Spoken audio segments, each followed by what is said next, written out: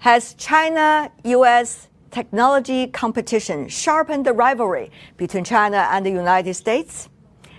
Hello and welcome to our special webinar, which is called Missions and Visions on the hot button topics about China and the world. The program is part of the CGTN's Global Arena series. I'm Tian Wei, host of World Insight with Tian Wei on CGTN. The scale and speed of China's technological advances in recent years have raised concerns in the West. It has now become one of the core issues in China-U.S. trade war, some say. But what does that competition look like, and who's likely to win? Or is it an issue of winning and losing? Today, we are going to discuss the tech rivalry between China and the U.S. And we have invited a strong panel of experts from both countries. Xue Lan, Dean of Schwarzman College with Tsinghua University. His research focuses on science and technology policies. Good to see you, Professor. Good to see you. Scott Kennedy, Senior Advisor at CSIS, a leading authority on Chinese economic policy and technology innovation. Scott, long time no see. Great to see you, Tian Wei. Good to see you.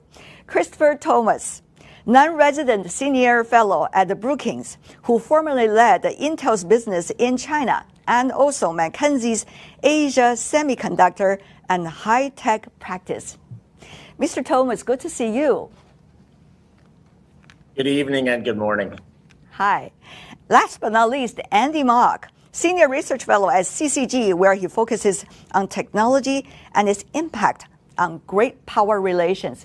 Andy, how are you? I'm great. Always. Thank you so much for joining us, the four of you.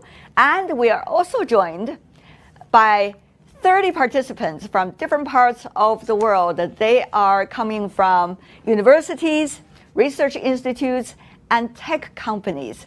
It's wonderful to see all of you. Meanwhile, we are also having all of you watching our webinar. Feel free to leave your comments, questions, or thoughts on our YouTube, Twitter, and Facebook accounts. Later, our panelists will have the time to take your questions. So thank you. Now, let's have our panelists make their opening statement. So do you think China can surpass the U.S. in technology competition? Let me ask you one by one. 1 minute from every one of you. Christopher, you want to go first? That's a great honor to go first among all these esteemed colleagues. There's a lot of great news about Chinese technology. Biotech companies in China now have a market value of $300 billion. And over 60 biotech companies now have deals to share technology with global companies to ship technology out of China. The market share of Chinese semiconductor companies in the world has doubled in the last 5 years. There's a lot of progress, but there's a long way to go. If you take a look back over the last 20 years, if you look at the cumulative R&D in the entire technology industry by all companies, 6 out of every 10 R&D, 6 out of every $10 was from U.S. companies. Less than 1 was from Chinese companies. The U.S. companies have outspent Chinese companies by nearly 8 to 1 during the time period. There's a long way to go. Chinese companies face 4 challenges in becoming truly world-class. Moving from focus on business model innovation to true technology innovation. Not focusing on short-term money, but long-term money. Solving talent shortages, especially at the top end, R&D efficiency, and building a truly global outlook and leadership team. Those are the 4 big challenges Chinese companies must overcome. Thank you, Christopher. You are suggesting there is interesting comparison between the two sides, and China still has some way to go. Thank you. Andy, you want to follow? Yes, thank you, Tian Wei. Well, despite seeming especially in areas like semiconductors. We're seeing China overcome the hurdles in the US. And ultimately, technology advances only money reigns. And China's economy continues to grow and on track to surpass the U.S. And China also continues to open up global investment. The economic resources devoted to R&D will also surpass the U.S. For example, Apple and Tesla are two of the most highly examples of a commitment of Similarly, China's scientific range not only growing, but increasingly foreign scientists around the world, more and more cutting-edge opportunities in China who seek to work with a rapid growth of world-class. But the real advantage is government. The startup world is saying that the product distribution will be an excellent product with mediocre distribution. Because of China's system of government, given technology, developed, piloted, utilized, and assembled efficient 5G and electric vehicles are two well-known examples. But the next generation may be even more profound, as these new standards brought development not only in China, but around the world. Given China's economic growing pool of vast scientific and unique ability to coordinate and roll out technologies in 5G, distributed central bank currencies, it makes more sense to work with rather than try to hinder China's technological development. And those who seek to protect that may end up isolated. Thank you very much, Andy. I have some difficulties listening to your voice, but I think I got your point that you are suggesting some specific areas China has been making tremendous progress, putting tremendous efforts into its development. Thank you so much. Let's go to Scott. Well, thanks for having me on the program with everybody. We've got our own technology issue that we're having on the program a little bit with an echo. So if folks have a hard time understanding me, my apologies, and maybe we'll solve that in the middle of the program. Let me answer your question in this way. Certainly, China has made a lot of progress over the last 40 years in many different areas of technology, from AI to telecom to biopharma. And my interviews with Chinese companies and innovators are extremely impressive. Nevertheless, the U.S. is still running fast, and so are other countries in the West and around the world.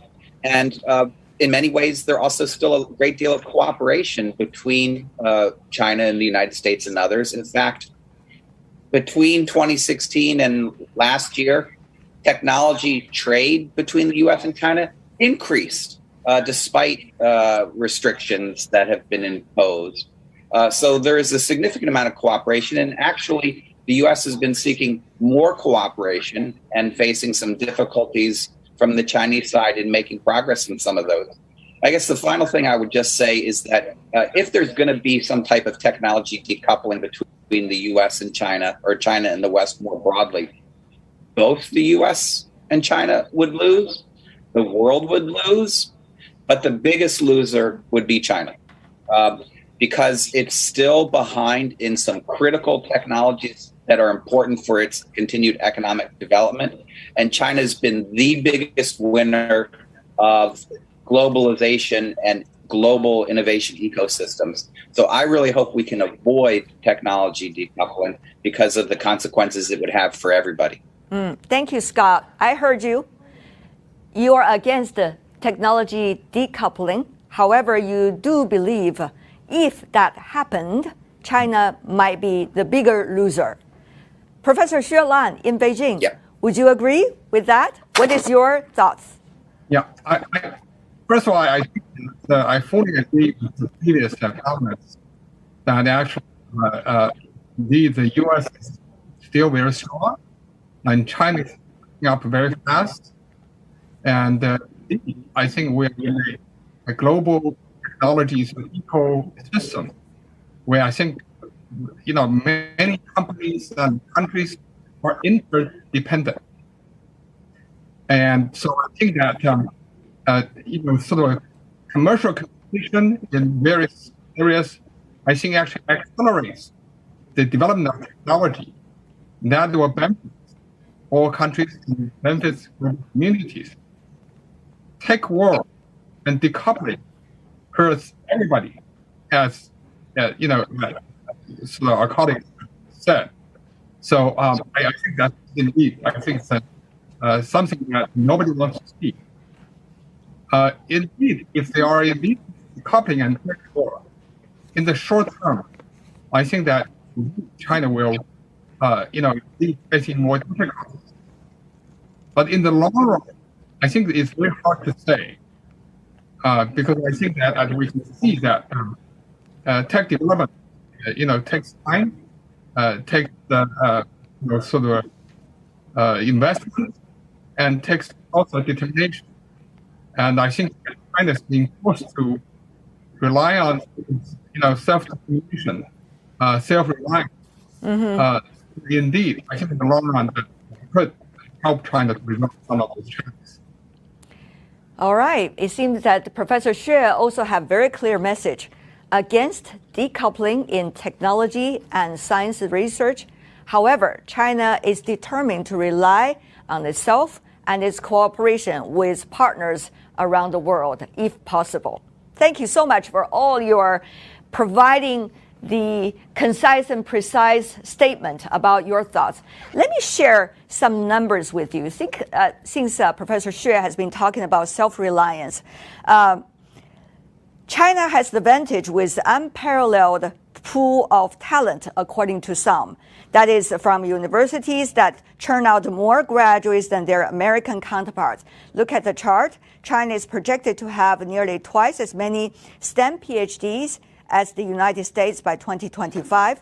By contrast, some say the number of domestic-born AI PhDs in the U.S. has not increased since 1990. Of course, those numbers are just a reference. But one thing I want to ask all of you is whether the Iron Curtain in science and technology is already a reality. Scott.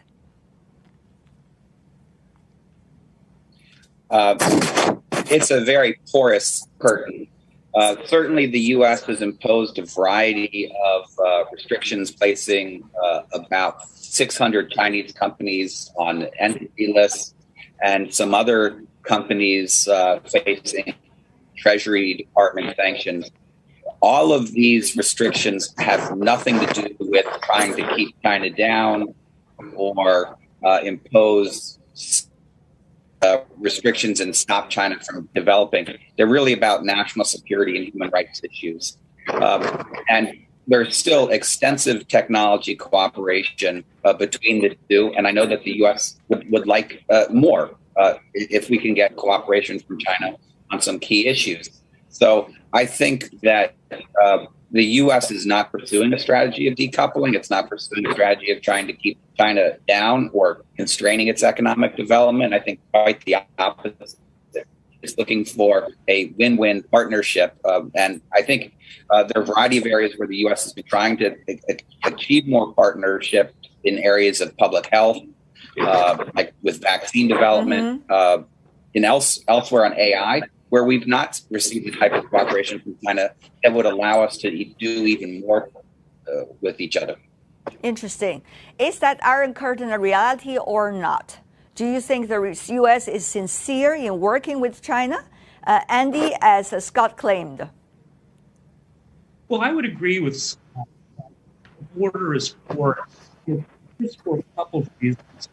So when we think about technology, everything from research to commercial. So that's one thing I think we have to. The other thing too, agree with the framing of coupling versus competition. I think it's more helpful about destructive competition and healthy competition. Because when we think about pressure can bring out the best in people, companies, and if properly managed, it can also lead to lose outcomes as well. So my hope, and I think that it's imperative for not just the US and China, but the EU, other countries that have a stake in the future and the role of technology. I think really should think about issues, not so much decoupling away, but actually how to promote healthier competition and minimize aspects. Thank you, Andy. Professor Sherlan. Yeah, I think that indeed, I think certainly the U.S. government has to have the curtain. But I agree with Scott that curtain is still at the moment porous. So I think a lot is yet to be seen. I think U.S. companies and U.S. academic institutions, they are going to continue their collaboration and sometimes compete with their Chinese counterparts. And I think that whether the U.S. government effort will be successful or not, I think we'll have to see. Christopher, what about your thoughts?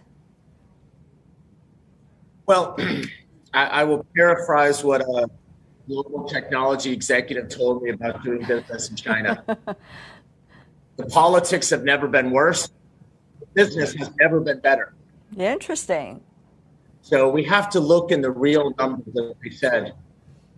There's so many projects, so many chips, so much collaboration, so much going on. The real life is business is very good on both sides.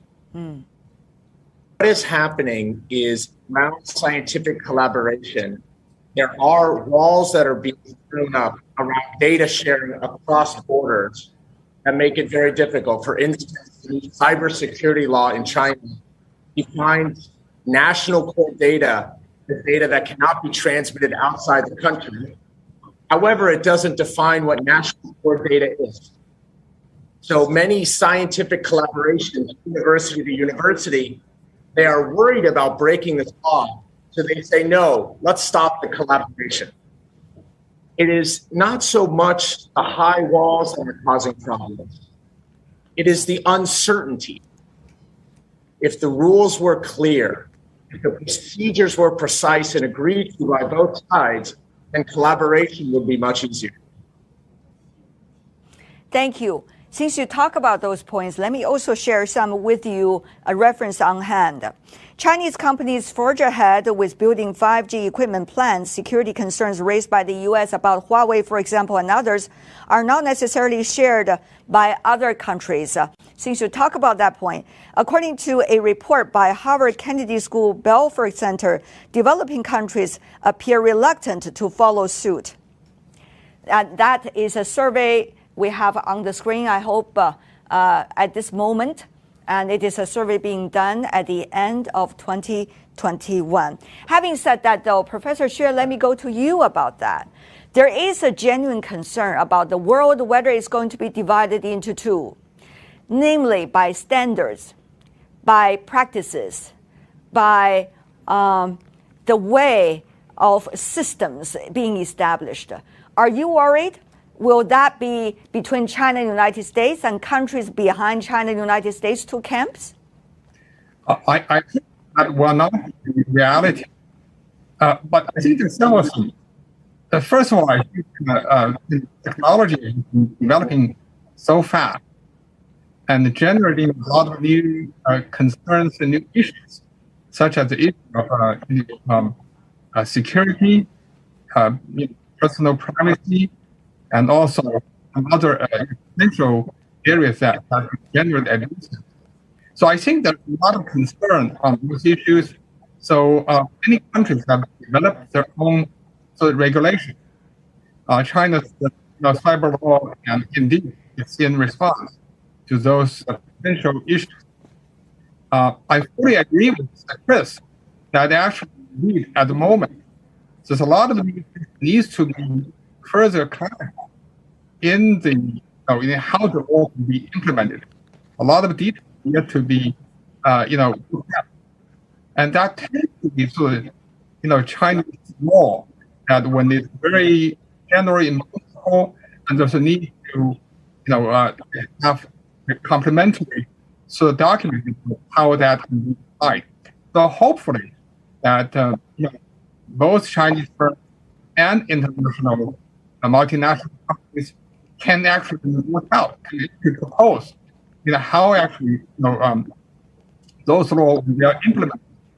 You can achieve both in terms of productive protection of the abuse, but at the same time can also allow the companies to operate across national borders. So I think those issues, that can be resolved over time. At the same time, I think I am somewhat concerned that there is a kind of intentional form of coalition along certain ideological, sort of ideas that actually try to couple. I think that's something that we certainly nobody wants to see. We had that experience of different systems. For example, I remember years ago when we have the telephone that can be used in the U.S. and cannot be used in Japan, and cannot that can be used in China, might not be used in other countries. So I think those kind of days, we hope that will not be the case. I see. And so I think at the moment, I think that certainly, I serve as the chair of the AI governance committee. We certainly wanted to work out to collaborate with our international colleagues, including the from U.S. and from other countries, to see how actually to resolve some of our differences and find a way that to have a global system that provides benefits to all the global community. Those are all very important points raised by all of you. I'm sure our audience also have their questions. We have got 30 of them attending this webinar, and they are coming from universities, research institutes, as well as from tech companies. Many of them are young voices. So let's hear their thoughts. Anyone, you can let me know if you want to ask a question. Xie Mingqi, I saw you over there. Please. Thank you. Yes. Thank you, Ms. Tian, and thank you for all the panelists today. My name is Ming Qi, and I'm from the Schwarzman College, Tsinghua University. I'm the 6th cohort Schwarzman College, a scholar, and I'm from China. My question is closely related to the education internationally for tech-related talents. After the COVID-19 pandemic, we have seen the trend that going abroad and coming to China has become an obstacle for a lot of people pursuing their education in tech and related policymaking field. And I would like to know what's your take on this. Will this be a very long-term and permanent change in the global education system, or it just a term change due to the pandemic? Thank you very much. All right. Thank you so much, Ming-Chi. Let's also have questions from others so that we can raise them together to our panelists. Let's go with others. Can we go back to the big screen? Anyone have a question? If you raise... Charlotte, I think I saw there's one. Did I see it right, the name? Charlotte Young, is that you? Yes, thank you so much. Yes, it's me. Please. My question is regarding to the metaverse, because metaverse is currently a really hot topic across the world. I'm curious about how can people participate in the metaverse in their day-to-day lives, and also how China and the U.S. would act on this emerging topic. Thank you. Nice angle. Thank you so much, Charlotte. Anyone else? Let's have one more. Okay, we have Johnson. Is that Zhang Zheming Jiang? I don't know how to. Zhang Zheming, how? Please. Hi, you can call me John. First of all, Okay. thank you very much for inviting me for this event. My name is John Yang. Zheming is my Chinese name. I'm currently a student studying in applied economics and management, concentrating in finance at Cornell University. I'm also involved in the student government, who's very interested in the topic that we're discussing today. First of all, thank you very much for the host and the panelists who invited me for this opportunity to ask questions. So my question is, one of the interesting facts that when I come to the United States, where I find out is that they actually, when we're talking about the U.S.-China relationship, and we're talking about how the technologies differences between the U.S. and China. And one thing that I realized very interesting is that there are actually diverse interests within the United States, particularly between the business community and the political community and all the political establishment in Washington, D.C. Yeah. Because a lot of the Wall Street firms actually has a huge interest stakes in a lot of the Chinese technology firms, which means they actually hope they grow really well because they can get the profit maximization. So my question is whether there is actually a strong division on opinions between the business community, particularly the finance sector in the United States, than the political establishment in Washington, D.C. And if so, whose view is going to prevail in the United States? Thank you. All right. Thank you so much. I think we got a lot of questions. I know we have also many others who want to ask their questions. Time is very limited. Let me repeat some of those already being raised. Metaverse, how U.S. and China likely to deal with that in terms of competition, cooperation, even rivalry. And the other thing is, what about scientific and also tech cooperation? Will boundaries, borders become a problem now for global education? Third, it will be about the division apparently going on in the United States toward China, and which voice is likely to be bigger, eventually deciding the future. So let's have some of you to answer that question. Metaverse, anyone? Scott? I'm going to pass on the metaverse. Charlotte's a very good question, but I can take up a couple of the others if you don't mind. Yeah, please, go ahead. Yes. Sure. So I would say with regard to who's on top and got influence in policy in Washington and the differences of various interest groups, yes, I would say John is right that short-term capital, private equity firms, et cetera, are still focused on making money in China, investing there, and don't want any of these kinds of restrictions that are being proposed or being implemented. But the weight of opinion in Washington, D.C. in the policy community is coalescing around not creating an iron curtain, but a screen door and a careful screen door to limiting certain kinds of investments where there are national security concerns. And I would say we're now really at a turning point in history because of Ukraine and the perception in the United States and other places that Beijing is vacillating on the issue of Ukraine.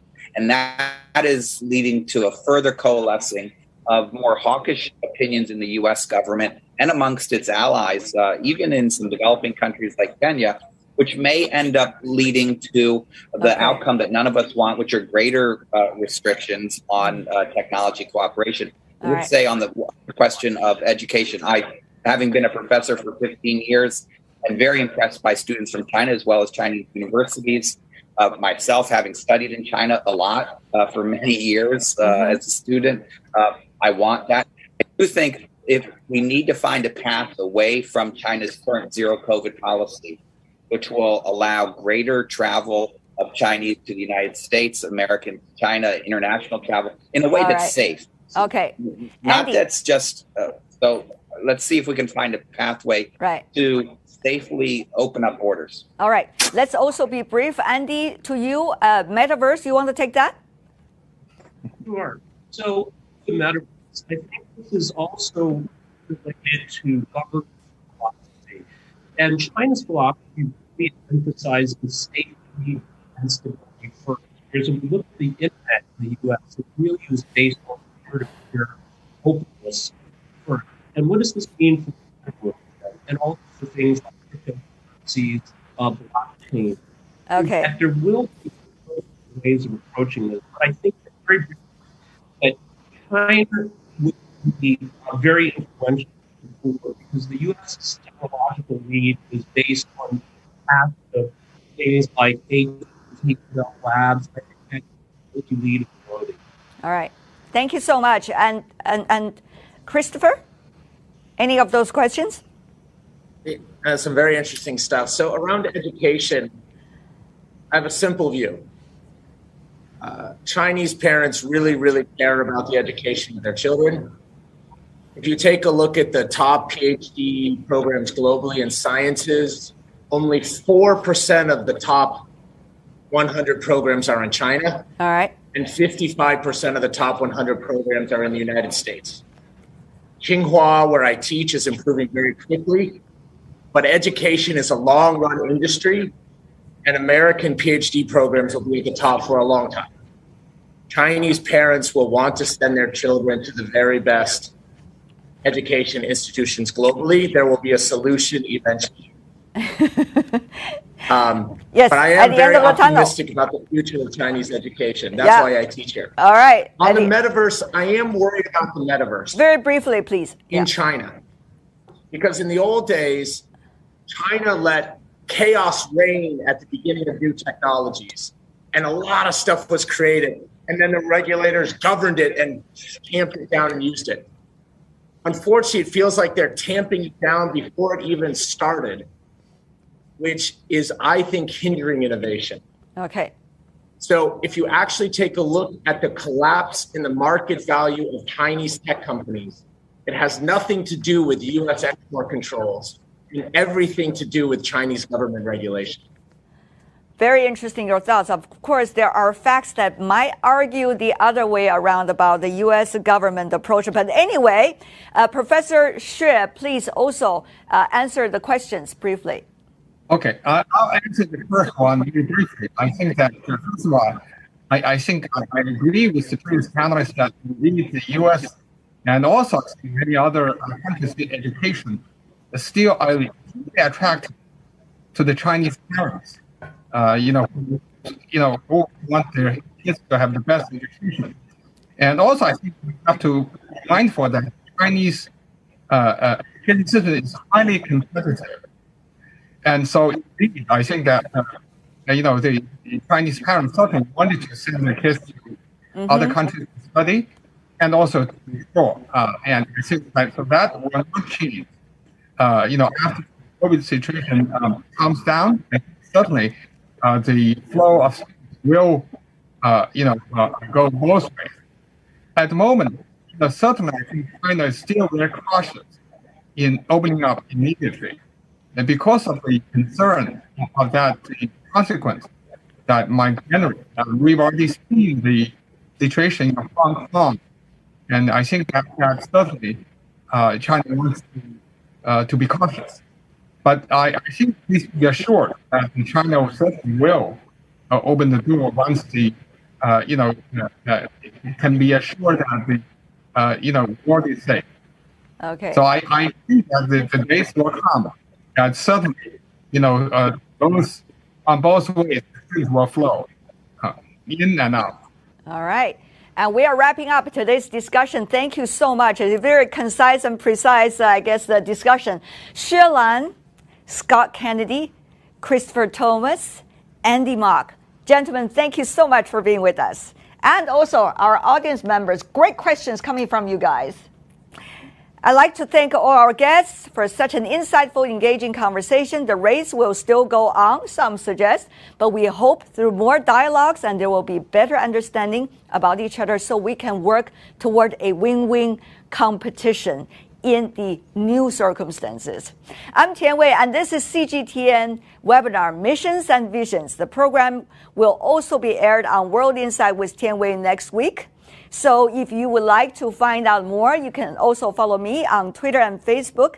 Stay tuned, and bye for now. Thank you. Thank you, everyone. Cheers. Bye-bye. Bye. Okay.